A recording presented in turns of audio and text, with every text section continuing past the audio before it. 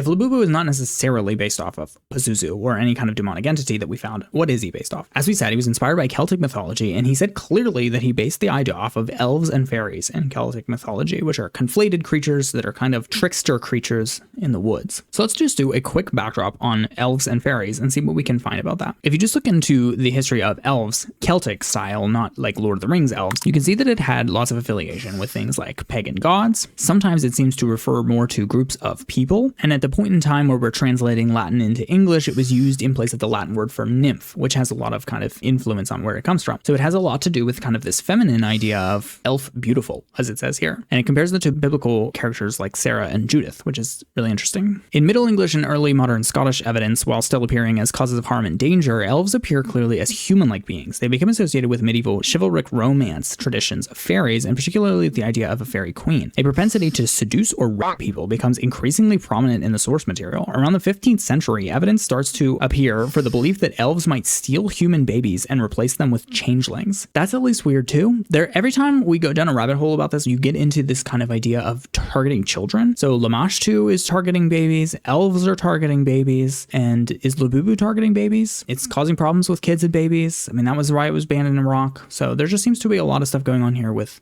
kids and babies, and that's at least interesting. So you heard mentioned in that article that elves were pretty closely affiliated with fairies in Middle English and Celtic mythologies and things like that. So in Celtic cultures, fairies, also known as brownies, elves, selkies, or pukas, are known collectively as a group of creatures called the Fae. All of these can be mischievous and even dangerous, as well as cute and clever and helpful. So you very much see the similarity to Labubu when we're talking about fairies. This idea of fairies is not what we see from like Tinkerbell. It's actually this idea of like mischievous spirits who appear cute, clever, and helpful, but are actually mischievous and even dangerous. If you read down about the origins of fairies, various folk theories casted them in the Christian tradition either as being demoted angels or demons, or as deities in pagan belief systems, as spirits of the dead, or as prehistoric precursors to humans, or as spirits of nature, all of which are pretty interesting to me. Most academically, according to some historians, such as, I'm gonna butcher this, it looks French, Barthélemy d'Herbelot, such as that guy, fairies were adopted from and influenced by the Peris of Persian mythology. Peris or Paris were angelic beings that were mentioned in antiquity in pre-Islamic Persia and as early as the Achaemenid Empire. Peris were later described in various Persian works in detail. A Peri was illustrated to be fair, beautiful, and extravagant nature spirits that were supported by wings. This may have influenced migratory Germanic and Eurasian settlers into Europe or been transmitted during early exchanges. The similarities could also be attributed to a shared Proto-Indo-European mythology. So the idea that these fairies and these Persian angels or demon creatures are the same thing and they're affiliated with one another is interesting to me in the development, and at least one historian thinks that they literally developed from there. You heard mention of the demoted angels idea from this Christian tradition, where it held that fairies were a class of demoted angels. The story described a group of angels revolting, and God ordered the gates of heaven shut, so those still in heaven remained angels, and those in hell became demons, and those caught in between became fairies. Others wrote that some angels, not being godly enough, yet not evil enough for hell, were thrown out of heaven. The concept may explain the tradition of paying a tithe to hell as fallen angels, although not quite devils. They could be viewed as the subjects of Satan. So they're saying that this idea of there being these middle creatures, fallen angels, as you see in sort of traditional depictions, being different than demons or the rulers of hell, kind of has this idea of this middle territory creature. King James, yes, that King James, has a dissertation on demons, and he stated the term fairies to refer to illusory spirits or demonic entities that prophesied to, consorted with, and transported the individuals they served. In medieval times, a witch or sorcerer who had a pact with a familiar spirit might receive these services. So we're getting a lot of tie-in here. Even from ancient times, there's been the idea of fairies and in-between creatures being conflated with angels, demons, and other things in between. So even if we go back to Labubu being inspired by Celtic mythology, the idea of elves and fairies, even if the creator, Kasing Lung, means that genuinely, if they do happen to be creatures that are,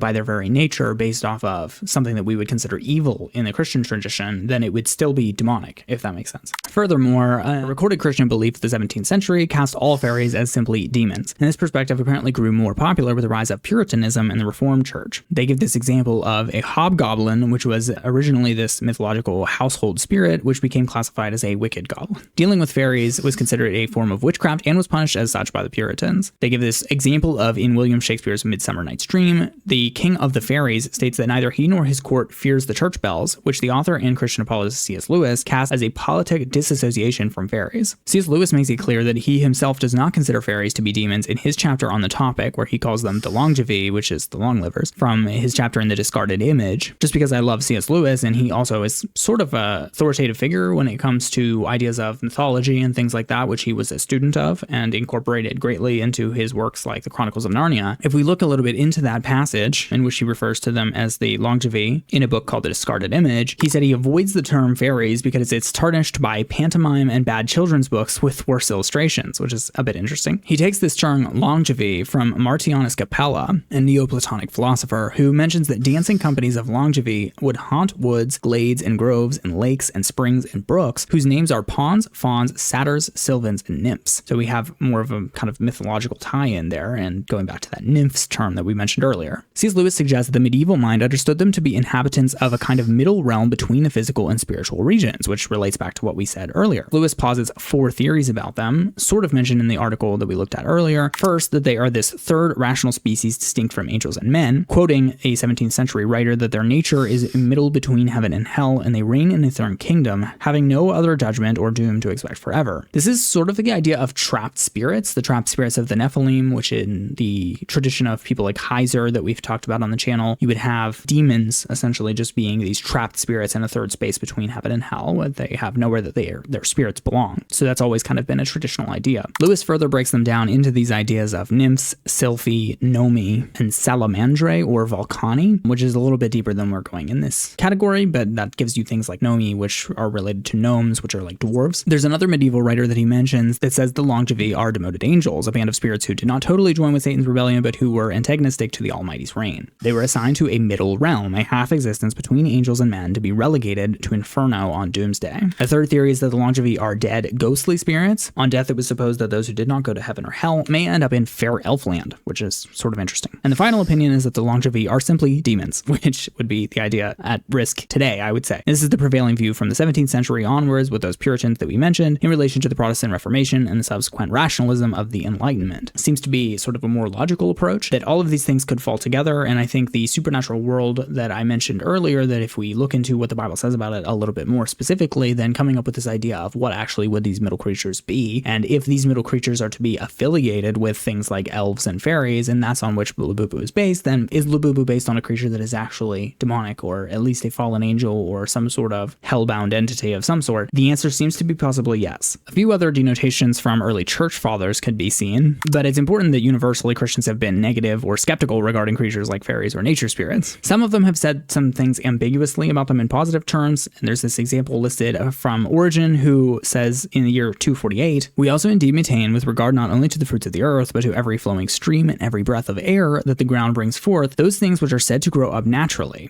The water springs in fountains and refreshes an earth with running streams, that the air is kept pure and supports the life of those who breathe it, only in consequence of the agency and control of certain beings, who we may call invisible husbandmen and guardians, but we deny that those invisible agents are demons." So interestingly, Origen, who has a lot of interesting perspectives, has this interesting perspective where he says that there are these middle creatures that seem to be governing over things like aspects of nature, but they aren't necessarily demons, which is sort of interesting. He doesn't tell us what they are. However, shortly afterwards, we have Athanasius of Alexandria saying that it is exclusively negative, where he says in On the Incarnation that they are simply demons, taking up their abode in springs or rivers or trees or stones and imposing upon simple people by their frauds. So that's at least only 200 years after Christ. We can go back and source the idea of fairies, nymphs, or in-between creatures being associated with simply demons. So we're not to draw a full throttle conclusion about Labubu, but it's interesting that the basis on which they were based does seem to be demonic in the history of the Christian tradition, and that is Celtic mythology. If mythologies are to be taken seriously, then they are seriously part of a tradition that is not Christian. And so could your child have of any kind of fairy or any kind of being from mythology as a toy in their house? I don't know. Is it possible that Labubu is directly infused with a demonic entity? It's always possible, but it's hard to say precisely and for certain. If you enjoyed this video, please consider sticking around with the channel. This has been Creed's Questions, and I am thrilled to have had you. I ask that you would please leave a comment, like on this video. Let me know if this is something that